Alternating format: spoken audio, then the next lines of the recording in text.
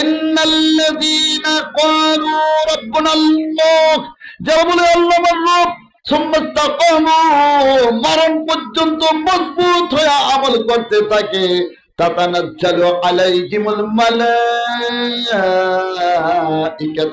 ফেরেশতারা তাদের কাছে নাজিল হয়ে যায় আর বলতে থাকে, আল্লাহ তাখাফু, ভয় করিও না, ওয়ালা তাহজানু, চিন্তা দুঃখ কইরো না, ওয়াবশিরু বিল জান্নাতিল্লাতী কুনতুম তুআদুন,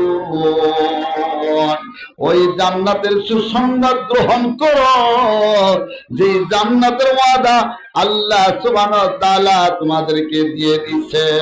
সুবহানাল্লাহ। আমার ভাইরা, দুনিয়ার বাড়ি গাড়ির জন্য কত পরিশ্রম করি, আল্লাহ সুবহানাহু ওয়া তাআলার বিধান মোতাবেক যদি আমরা চলতে পারি, আল্লাহ সুবহানাহু ওয়া তাআলা আমাদের জন্য এমন জান্নাত রেখে দিয়েছেন যার ভিতরে কোনো জিনিসের কোনো অভাব নাই। সুম্মা ইসতাকামু তাতানাজ্জালু আলাইহিমুল মালাইকাতু আল্লা তাখাফু ওয়া লা তাহজানু ওয়াবশিরু বিল জান্নাতিল্লাতী কুনতুম তুআদুন, নাহানু আউলিয়াউকুম বিল হায়াতিদ দুনিয়া। চিৎকার করে বলে আল্লাহু আকবার। ফেরেশতারা ডেকে বলে, আমরা তোমাদের বন্ধু দুনিয়ার জীবনেও। যাদেরকে দেখেন নেকের পথে থাকছে, কোরআনের পথে থাকছে, কত কষ্ট দিচ্ছে, তারা এই পথকে ছাড়ছে না, ইমান মজবুত নিয়ে আল্লাহর পথে বসে আছে, তারা দেয়াল জুলুমকে ভয় পায় না। সে আমি আবু তালেবের ভিতরে আল্লাহ রাসূল সাল্লাল্লাহু আলাইহি ওয়াসাল্লামকে 3টা বছর মতান্তরে জেলের ভিতরে রেখেছিল, ভয় পান নাই, গাছের পাতা খেয়েছেন।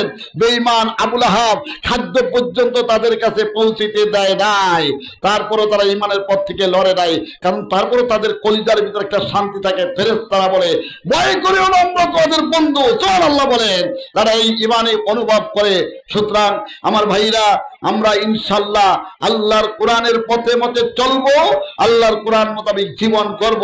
আল্লাহ সুবহানাহু ওয়া তাআলা সূরা বনী ইসরাঈলের ভিতরে আরো বলতেছেন, আজকে তোমরা যে আমল করে যাও, সেই আমল নামাটা আল্লাহ সুবহানাহু ওয়া তাআলা কালামে বলে, ইকরা কিতাবাকা, ও বান্দা তোমার আমল নামা তুমি পড়ো, কাফা বিনাফসিকাল ইয়াউমা আলাইকা হাসিবা।